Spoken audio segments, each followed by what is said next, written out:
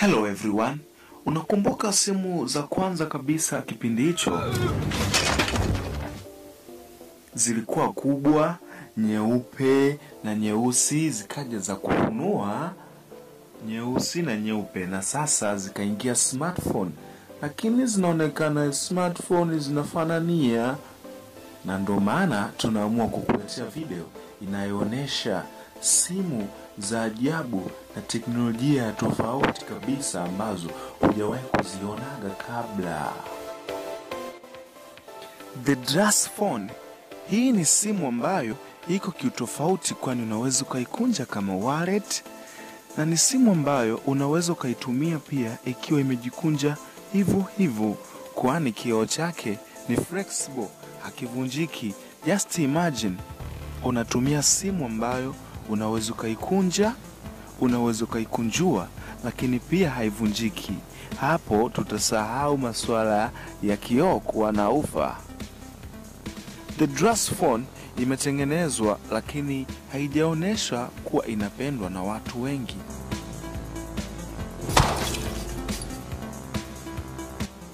Lenovo C+. Simu hii inapofunguliwa inaonekana ni simu ya ajabu kishamba, yani ni simu fulani likubwa, ni simu fulani lirefu, halina muonekano wa ajabu kama masimu ambayo ni ajabu, lakini maajabu ina bend. Amini usiamini, simu hii inaweza ikabend na ukatumia ikiwa imebend, na ni simu kutoka kampuni ya Lenovo.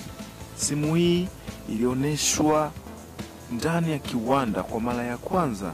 Simu hii inaweza ikabend na ikajigawa katika screen 3 ambazo unaweza ukatumia, na zaidi simu hii inaweza ikatumika kama smartwatch. Triple display flip. Amini usiamini, hii ni simu yenye Windows 7 ndani yake. Hii ni ajabu na ni simu bora kuliko, kwani imetengenezwa kwa ulinzi mkubwa kwa kukava nafasi ya kioo na kuacha nafasi ndogo kwa ajili ya kuonesha taarifa muhimu kama nani anayepiga, ni saa ngapi au tarehe.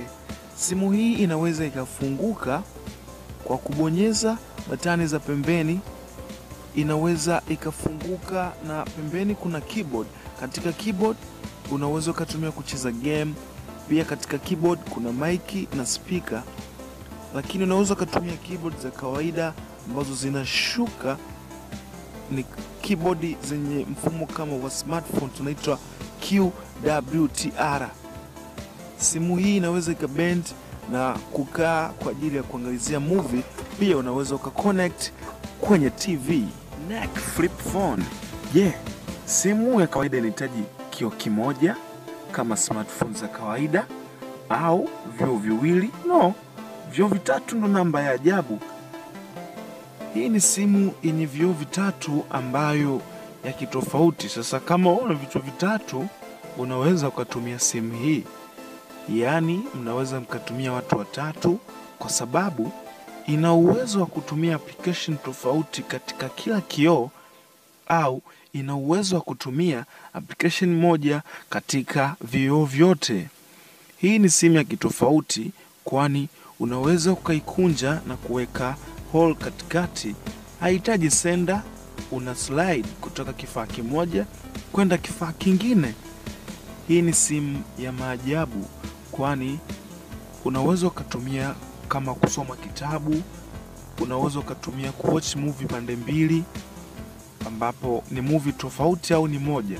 Unaweza ukatumia kuhifadhia pia. Rubix Poto. Hii ni simu ya utofauti, kwani ni simu yenye mfumo wa karatasi ambayo ina RAM 2GB ndani yake na ukubwa wa storage 64 GB. Simu hii ina location, yani GPS ndani yake, ina wireless charging, ni simu yenye sauti kubwa, ni simu yenye rotation sensor, na ni simu ambayo imekamilika na inaweza kujikunja kama karatasi. Simu hii pia inaweza kutumika hata chini ya maji, kwani kioo chake kina ulinzi mkubwa tofauti na simu zingine zote za kujikunja. Simu hii imetengenezwa kwa kuwekwa vitu vidogo sana, pia ni vingi tofauti na simu hizi tulizozizoea.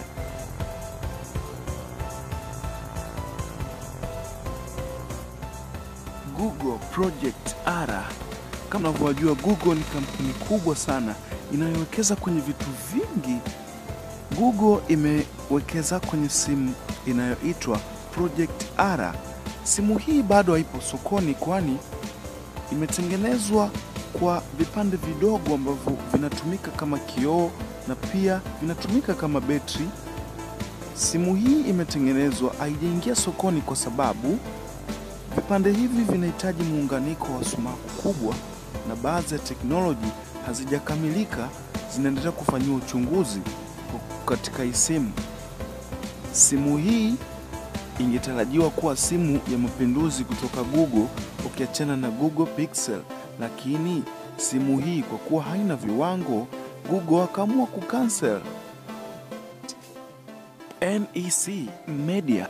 Simu hii ikiwa imefungwa inaonekana ni simu ya kawaida kama unayotumia wewe, na ni simu yenye ukubwa mdogo, lakini utashangazwa ukifungua inatoa kioo kingine ambacho unaweza kutumia kama kioo kimoja au unaweza kutumia kama vioo viwili kwa kutumia application mbili tofauti.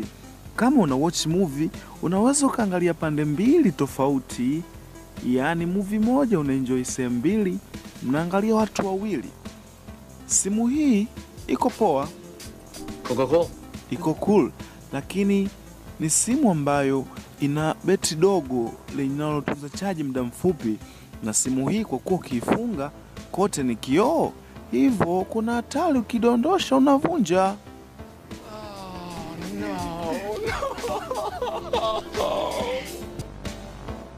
Nokia 888. Katika simu za ajabu, hii ni simu ya ajabu, kwani ni nyembamba na ni bapa kuliko simu zote kuwahi kutokea, kiasi kwamba unaweza ukakunja tu na kubandika mkononi, au unaweza kuweka katikati ya kitabu. Au Nokia, kampuni kubwa zaidi duniani. Simu hii itakuwa inatumia betri ya liquid, kiasi kwamba hii ni simu ambayo uembamba wake haiwezekani kuvunjika, labda uichane. Na ni simu ambayo inaingia sokoni hivi karibuni, kwani inaonekana iko poa kila sekta. ZTE ECO Mobius. Simu ina RAM ndogo, nina plani kununua nyingine. Simu yangu kamera yake sio kali kivile. Sasa hii ndo kiboko yao. Ni simu ambayo unaweza ukabadilisha RAM, kamera, graphics, kila kitu kama unavyofanya kwenye kompyuta, na ndivyo unavyofanya. Sio kama sasa ambavyo ukinunua simu yenye storage 6GB unakuwa nazo hizo. Hii una uwezo kubadilisha hadi kamera, hadi GPU, au kushare na mwenzio. Unaweza ukatunza vitu, unaweza kutumika kama external kwa kushare vitu ulivyotunza kwa mwenzio, kumwekea kwenye simu yake yenye mfumo kama huu. Hii ni simu yenye ukombozi ijawahi tokea. Sasa subscribe ili uendelee kujua mengi kuhusu teknolojia, vifaa vinavyokuja vya ajabu kiteknolojia, usafiri wa ajabu na mambo mengi yanayohusu teknolojia. Ciao. Subscribe ili uwe wa kwanza kupata video zetu kila wakati. Gusa alama ya kengele itatokea baada ya kusubscribe ili uwe unapata taarifa kila tunapotoa video mpya.